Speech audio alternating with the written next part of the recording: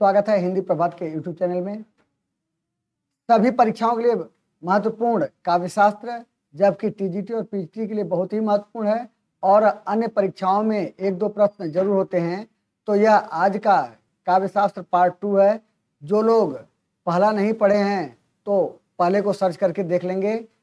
जो लोग सब्सक्राइब नहीं किए सब्सक्राइब कर लेंगे, जिससे कि जो भी वीडियो आप लोगों को मिले तो तुरंत आपको नोटिफिकेशन, यानी अगर हम अपलोड करें तो आपके पास नोटिफिकेशन पहुंच जाए और तत्काल अगर उसे देखते रहेंगे तो आप लोगों को उत्साहवर्धन भी होता रहेगा, ज्ञान भी होता रहेगा।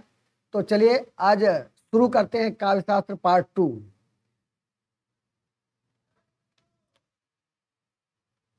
आप लोगों के सामने पहला प्रश्न दिख रहा है, अलंकार संप्रदाय का अंतिम ग्रंथ कौन सा है? काव्यालंकार, नाट्यशास्त्र, काव्यादर्श, कुवलयानंद। तो ध्यान रखेंगे, काव्य अलंकार संप्रदाय का अंतिम ग्रंथ कुवलयानंद है। यही चौथा ऑप्शन सही है।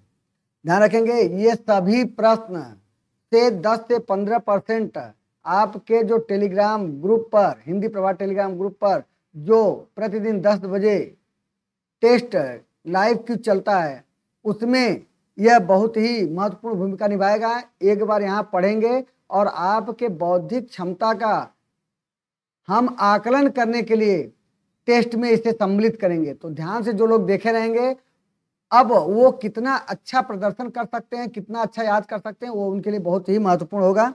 चलिए दूसरा प्रश्न आप लोगों के सामने दिखाई दे रहा है, अलंकार संप्रदाय के प्रवर्तक कौन हैं? तो लगभग सभी लोग जानते होंगे, जिनको नहीं पता है तो वो भी जान लें। अलंकार संप्रदाय के प्रवर्तक, इन्हीं को जनक भी कहते हैं। भामह अलंकार संप्रदाय के जनक भी हैं, प्रवर्तक भी हैं। तो याद रखेंगे दूसरा ऑप्शन सही है।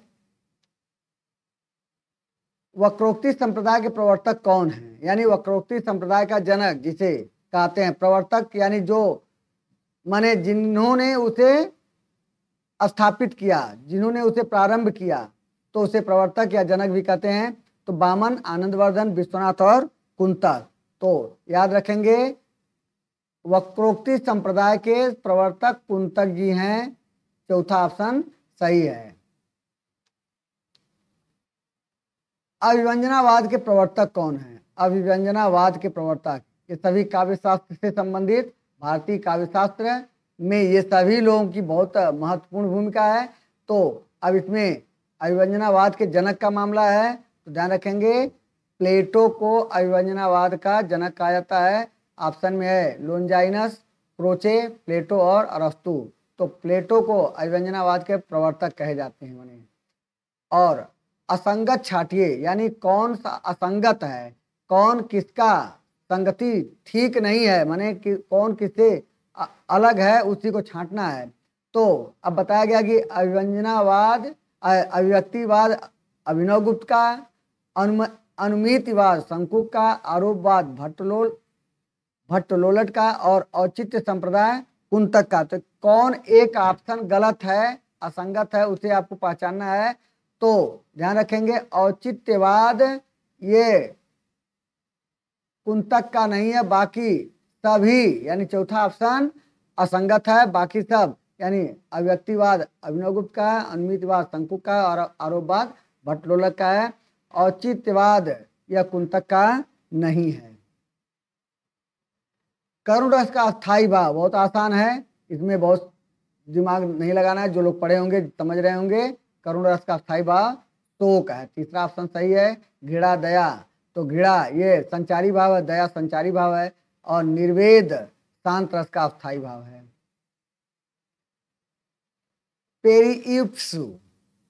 पेरीइप्सुस का अंग्रेजी नाम, जो लोग पढ़े होंगे जानते होंगे, तो यह पहला ऑप्शन सही है, ऑन द सबलाइम। यह पेरीइप्सुस का अंग्रेजी नाम है। क्रोचे का कलाकार है स्वतंत्र, पराधीन, कार्यक्रम में लीन, कोई नहीं। यानी क्रोचे का कलाकार है तो यह दूसरा, क्रोचे का कलाकार पराधीन है, यानी दूसरे के अधीन है। अव्यंजनावाद को हिंदी में व्यापक चर्चा का विषय बनाने का श्रेय है। यानी अव्यंजनावाद का जो व्यापक चर्चा किसने किया, तो ध्यान रखेंगे शुक्ल जी ने किया। माने आचार्य रामचंद्र शुक्ल का यह व्यापक चर्चा है। क्रोचे का अव्यंजनावाद एक प्रकार काव्य वक्रोक्तिवाद है। किसने कहा है, तो ध्यान रखेंगे इसमें कुंतक, मम्मट, शुक्ल, आचार्य रामचंद्र शुक्ल मतलब और विश्वनाथ। तो क्रोचे का अव्यंजनावाद का एक प्रकार का काव्य वक्रोक्ति है। किसने कहा है, तो आचार्य रामचंद्र शुक्ल ने कहा है। भारतीय काव्यशास्त्र में रस, अलंकार, ध्वनि, रीति, सिद्धांत की तरह भी किसे महत्वपूर्ण स्थान दिया? छंद, काव्य, वक्रोक्ति कोई नहीं। भारतीय काव्यशास्त्र में रस, अलंकार, ध्वनि, रीति, सिद्धांत की तरह भी, यानी जैसे इनको स्थान मिला वैसे इसमें चारों में से किसे महत्वपूर्ण स्थान दिया गया है, तो समझ रहे होंगे वक्रोक्ति को भी उतना ही महत्वपूर्ण स्थान दिया गया। तीसरा ऑप्शन सही है। रस को काव्य की आत्मा किसने माना? ये अक्सर पूछा जाता है। तो हम लोग कहते हैं रस को काव्य की आत्मा कहते हैं, लेकिन किसने कहा, यह इस पर चर्चा बहुत कम मिल पाता है, हो पाता है। तो ध्यान रखेंगे इस जगन्नाथ ने रस को काव्य की आत्मा कहा है। रीति को काव्य की आत्मा किसने माना? माने रीति को काव्य की आत्मा माना है, तो किसने रीति को काव्य की आत्मा माना है? तो वामन, रुद्रट, जगन्नाथ और भामन। तो वामन ने रीति को काव्य की आत्मा कहा है। और रस सिद्धांत के प्रवर्तक, बहुत आसान है, ये तो बहुत बार चर्चा। कुछ ऐसे प्रश्न होते हैं जो हम लोगों के एकेडमिक में पढ़ाए गए होते हैं। कुछ ऐसे प्रश्न है काव्य शास्त्र के कि जो हम जब ऊपर लेवल पर यूजी और पीजी में जाते हैं तब उसे पढ़ते हैं। तो यहाँ ये पढ़ा हुआ प्रश्न है। तो समझ रहे होंगे भरत मुनि रस सिद्धांत के, यानी कह सकते हैं कि रस के जनक, रस के प्रवर्तक यह भरत मुनि हैं। टी.एस. इलियट को नोबेल पुरस्कार से कब सम्मानित किया, माने किया गया? 1945, 1948, 1951, 1954। ऐसे प्रश्न प्राय जो अध्ययन किए हो तो जानते होंगे। जिनको एकदम अध्ययन नहीं है उनके लिए ये सब कठिन है, लेकिन एक बार दो बार देख लेने से दिमाग में बन जाता है। तो ध्यान रखेंगे 1948 दूसरा ऑप्शन सही है। 1948 में इन्हें नोबेल पुरस्कार से सम्मानित किया गया था। कुंतक ने वक्रोक्ति की कल्पना किससे ग्रहण की? यानी कुंतक ने वक्रोक्ति की कल्पना किससे ग्रहण की? यानी कोई विचारक है जिससे उन्होंने ग्रहण किया है। मम्मट, भामा, शंकुक और रुद्रट। तो इसमें भामा से उन्होंने वक्रोक्ति की कल्पना ग्रहण की है। वक्रोक्ति सिद्धांत की प्रतिपादक है, वक्रोक्ति सिद्धांत का प्रतिपादक है। यानी कौन वक्रोक्ति सिद्धांत को प्रतिपादित किए हैं? कुंतक किए हैं या मम्मट किए या शंकुक किए या भामा किए? तो समझ गए होंगे यह कुंतक ने किया है वक्रोक्ति सिद्धांत का प्रतिपादन। यानी ये प्रतिपादक हैं, इन्होंने ही प्रतिपादन किया है। और रीति संप्रदाय के प्रवर्तक आचार्य माने जाते हैं। तो इसकी चर्चा वैसे हो चुकी है, अभी हमने बताया है। फिर भी वामन है, रुद्रट, वामन, मम्मट, भामा। तो वामन रीति संप्रदाय के प्रवर्तक आचार्य हैं, यानी कह सकते हैं रीति संप्रदाय के जनक वामन है, आचार्य वामन जी हैं। रस ध्वनि को काव्य का प्राण तत्व किसने निरूपित किया? रस ध्वनि को काव्य का प्राण तत्व किसने निरूपित किया? मम्मट, अभिनवगुप्त, भरत मुनि और भट्टनायक। आसान है ये भी प्रश्न। कुछ आप लोगों को प्रश्न आसान मिलेगा जबकि दिमाग में आएगा भरत मुनि, लेकिन अभिनवगुप्त ने रस ध्वनि को काव्य का प्राण तत्व, जिसे प्राण तत्व का मतलब आत्मा कह सकते हैं, तो इन्होंने निरूपित किया है, अभिनवगुप्त ने। और अलंकार सिद्धांत या अलंकार संप्रदाय का प्रवर्तक माना जाता है। एक बार आप लोगों ने देख लिया है, खाली हल्का सा परिवर्तन, यानी कहते हैं कि प्रश्न घुमा दिया है। तो यह भामा ही है, प्रश्न घुमा दिया। यानी इसमें जैसे उसमें अलंकार संप्रदाय के प्रवर्तक, अब इसमें अलंकार सिद्धांत या अलंकार संप्रदाय दो अलग कर दिया, सिद्धांत कर दिया। सिद्धांत जोड़ने से तो अलग दिखने लगा, लेकिन उत्तर एक ही है। रीतियों के दो भेद किसने माने? रीतियों के दो भेद हैं, दो भेदों में किसने रीत के दो भेद माने हैं? वामन, भामा, शंकुक और रुद्रट। तो इसमें भामा ने रीतियों के दो भेद माने हैं। कुंतक ने रीति को कहा है कवि मार्ग, कवि स्वभाव, सुकुमार, सभी। यानी रीत को किस और नाम से कहा गया है और किसने कहा है? तो कुंतक ने रीत को क्या और नाम दिया है? तो ये सभी रीत को, यानी कुंतक ने रीत को कवि मार्ग भी कहा है, कवि स्वभाव भी और सुकुमार, यानी सभी कुंतक के अनुसार रीत को कहा जाता है। किस कृति को संस्कृत रस सिद्धांत के रूप में मान्य किया गया है? रस सिद्धांत, नाट्यशास्त्र, काव्य शास्त्र और अंतिम है कोई नहीं। तो इसमें ध्यान देना है किस कृति को संस्कृत रस सिद्धांत के रूप में मान्य किया गया है? तो नाट्यशास्त्र को संस्कृत का रस सिद्धांत के रूप में माना गया है। साहित्य के क्षेत्र में रस का आशय काव्य से समझा जाता है। काव्य तत्व प्राणत्व, आनंद अनुभूति, आनंदानुभूति और आनंद। तो कई बार इसको आप लोगों ने पढ़ लिया है। तो रस को आनंदानुभूति कहा जाता है। साहित्य के क्षेत्र में रस का आशय काव्य के आनंद का अनुभूति से समझा जाता है। यानी हम रस का आनंद लेते हैं, जब रस हमें दिखता तो हम महसूस करते हैं, महसूस करके उसका आनंद, दुख हो या सुख हो या घृणा हो, कुछ भी, उसका हमें आनंद का भाव प्राप्त होता है। रमणीय अर्थ का प्रतिपादक शब्द ही काव्य है, यह किसने कहा है? रमणीय अर्थ का प्रतिपादक शब्द ही काव्य है। वामन, जगन्नाथ, भरत मुनि, शंकु। तो यह जगन्नाथ जी का कहना है, आचार्य जगन्नाथ का कहना है रमणीय अर्थ का प्रतिपादक शब्द ही काव्य है, यह आचार्य जगन्नाथ जी ने कहा है। काव्यालंकार रस संग्रह ग्रंथ किसका है? काव्यालंकार रसार संग्रह ग्रंथ। अलग अलग संधि विच्छेद करेंगे तो काव्य अलंकार रस संग्रह ग्रंथ किसका है? दंडी, उद्भट, भामा और भरत मुनि। तो यह उद्भट का दूसरा ऑप्शन सही है। काव्यालंकार ग्रंथ है दंडी, उद्भट, रुद्रट, भामा। यानी काव्यालंकार किसका ग्रंथ है? दंडी का है कि उद्भट का है कि रुद्रट का है कि भामा का है? तो यह रुद्रट का है। याद रखेंगे, तीसरा ऑप्शन सही है। काव्यालंकार ग्रंथ रुद्रट का है।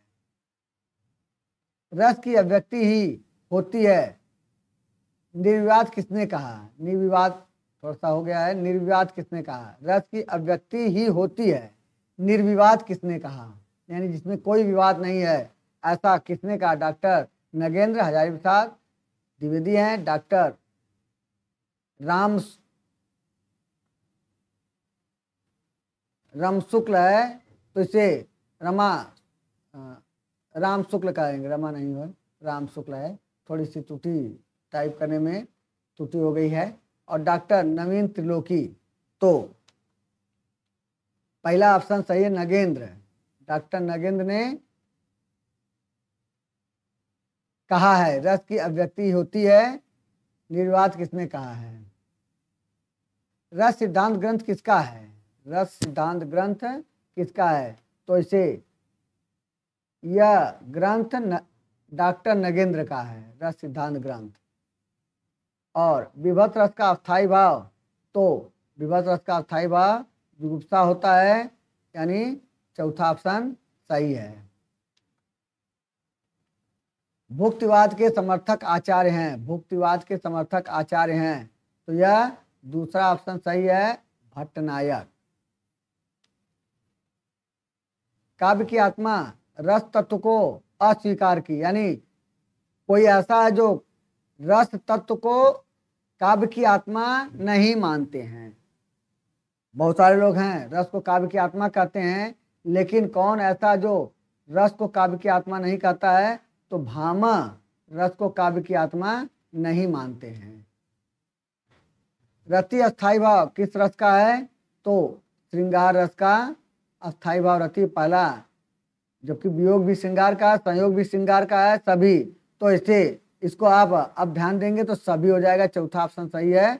यानी अगर अलग अलग एक देगा तो ऐसे श्रृंगार कहा गया है, लेकिन रति मूल रूप से ये विभेद है तो पहला माना जाएगा। लेकिन ये सभी श्रृंगार रस के ही हैं, लेकिन ये कोई रस नहीं है, वियोग कोई रस नहीं है, यह श्रृंगार रस के दोनों भेद हैं, संयोग वियोग। तो इसे मूल में लेके चलेंगे, सभी को नहीं लेके चलेंगे, क्योंकि वियोग श्रृंगार मूल नहीं है और संयोग मूल नहीं है, इसलिए ध्यान रखेंगे श्रृंगार रस को ही अस्थाई भाव रति कहेंगे, श्रृंगार रस का ही।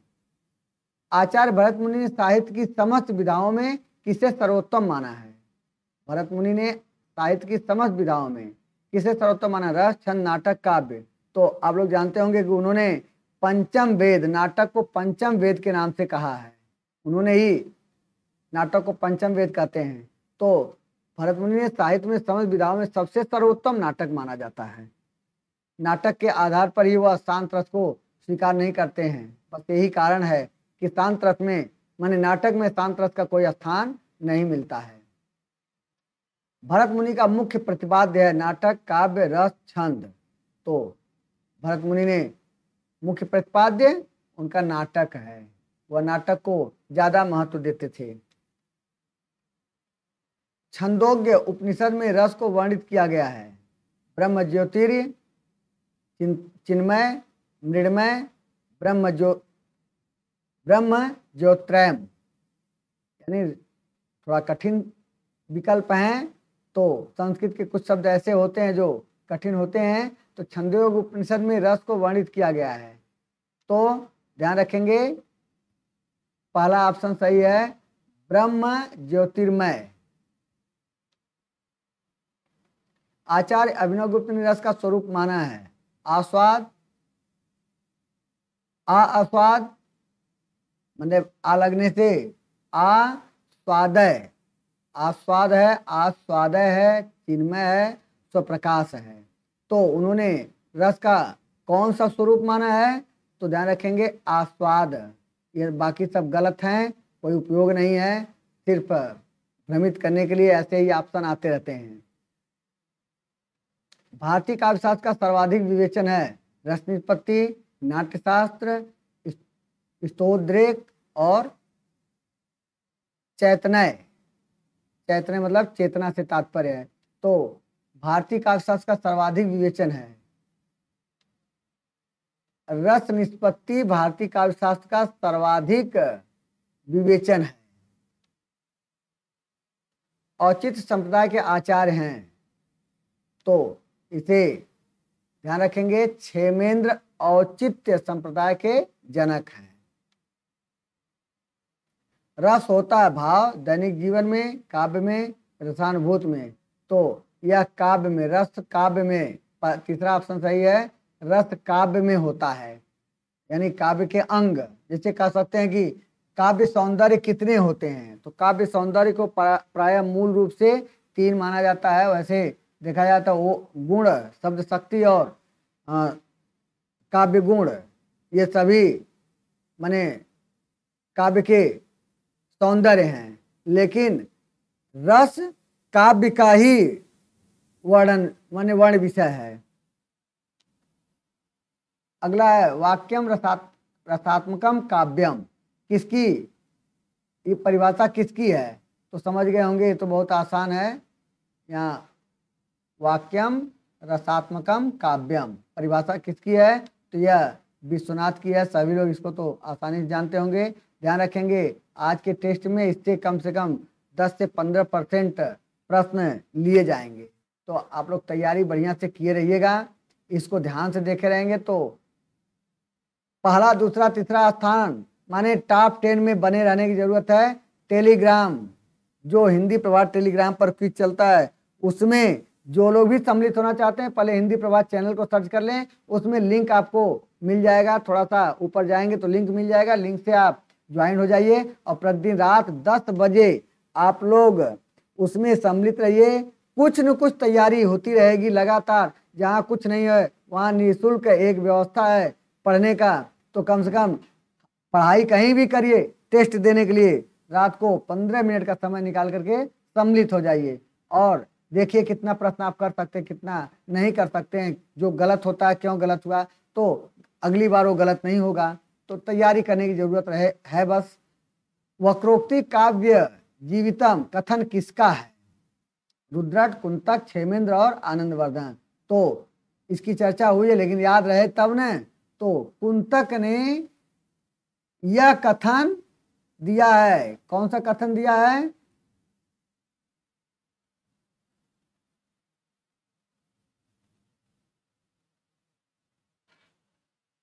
वक्रोक्ति काव्य जीवितम कथन किसने दिया है? तो कुंतक ने दिया है। यह मतलब एक प्रकार से कहा जाए तो सूत्र है, संस्कृत का एक सूत्र है जिसको परिभाषा, यानी वक्रोक्ति काव्य, वक्रोक्ति के द्वारा ही काव्य जीवित होती है, ऐसा कुंतक का कहना है।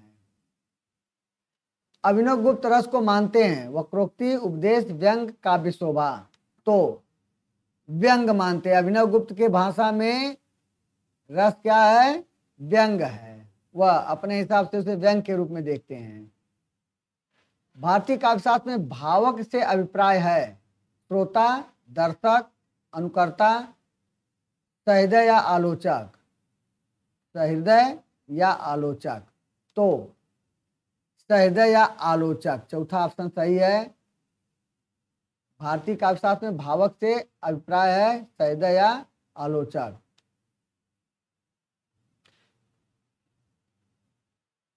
श्रृंगार को मूल रस किस आचार्य ने माना है? श्रृंगार रस को मूल रस के रूप में किस आचार्य ने माना? मम्मट, भरत मुनि, भामह, रुद्रट।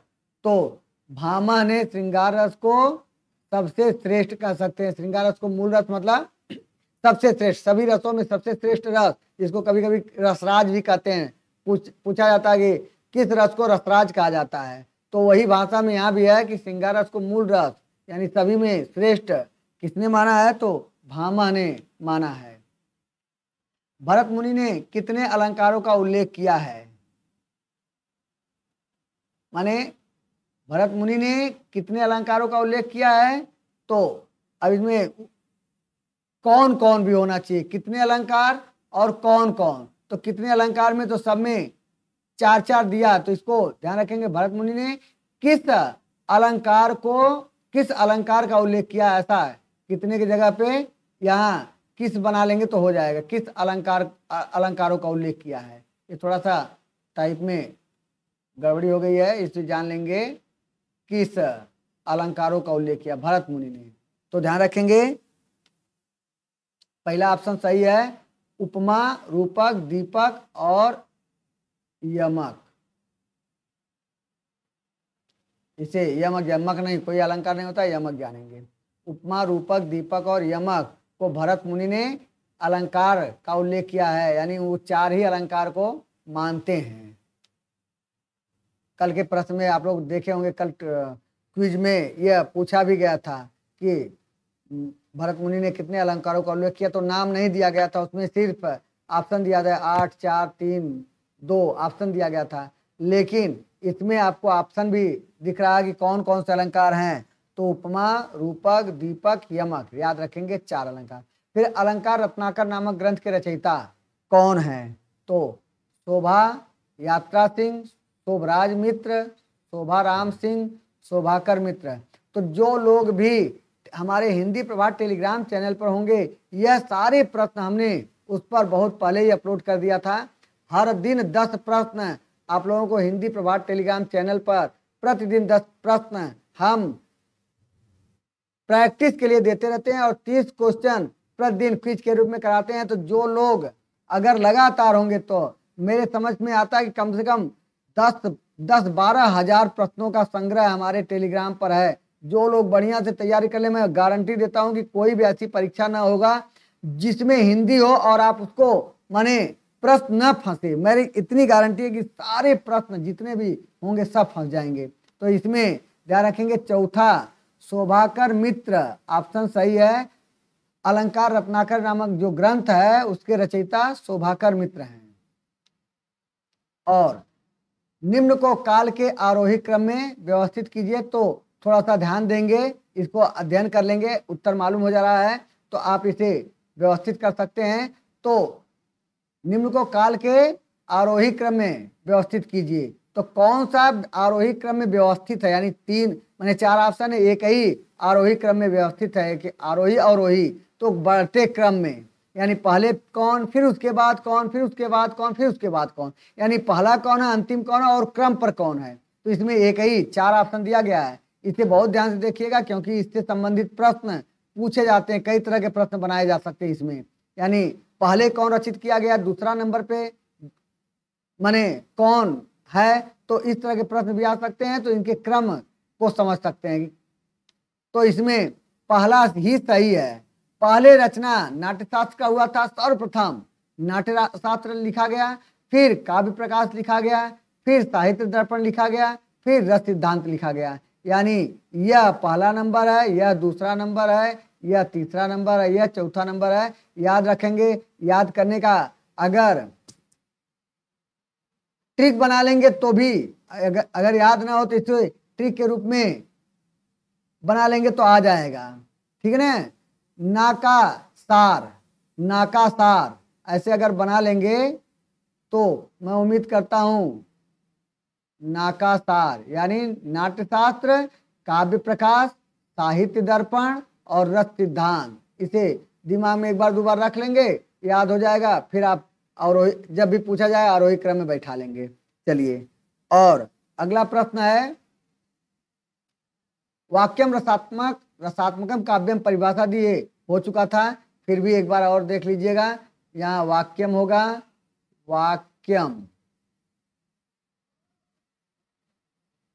वाक्यम रसात्मकम काव्यम किसकी परिभाषा है, तो याद हो गया होगा, जान गए होंगे। यह विश्वनाथ, आचार्य विश्वनाथ का है। दो बार प्रश्न हो गया है, फिर भी याद रखिएगा। और आज का अंतिम प्रश्न, रमणीयार्थ प्रतिपादक शब्द काव्यम किसका कथन है, यानी ऐसा शब्द, काव्य का ऐसा शब्द जो रमणीयता का प्रतिपादक हो, यानी काव्य वही आनंददायक होता है जो जिसमें सौंदर्यता का प्रतिपादन हो। तो ऐसा कहने वाला कौन है, तो ध्यान रखेंगे विश्वनाथ का, यह कथन विश्वनाथ का है। यानी विश्वनाथ ने दो कथन कहा है, एक तो वाक्यम रसात्मकम काव्यम और दूसरा रमणीयार्थ प्रतिपादक शब्द काव्यम, यह उनका कथन है। तो इस प्रकार आज 50 प्रश्न इसके पहले था, 50 आज 100 प्रश्न, और कुछ और देखते हैं तो एक आध दिन और तैयार करते हैं। तो कम से कम 150 प्रश्न, और 150 प्रश्न में एकदम कंप्लीट रहिएगा कि कम से कम 5-6 प्रश्न पूछे जाएंगे, और कोई भी ऐसा प्रश्न नहीं होगा, अगर इतना तैयार है तो कोई ऐसा प्रश्न नहीं होगा जो काव्य शास्त्र आप हल नहीं कर सकते हैं। लेकिन मेरा एक आग्रह है कि आप लोग ध्यान से देखिएगा, सभी प्रश्न को समझिएगा, और ऐसे और भी प्रश्न आपको मिलते रहें, उसके लिए आप लोग चैनल को सब्सक्राइब कर लेंगे तो नोटिफिकेशन जाएगा, और कुछ आपका अध्ययन लगातार घर बैठे चलता रहे।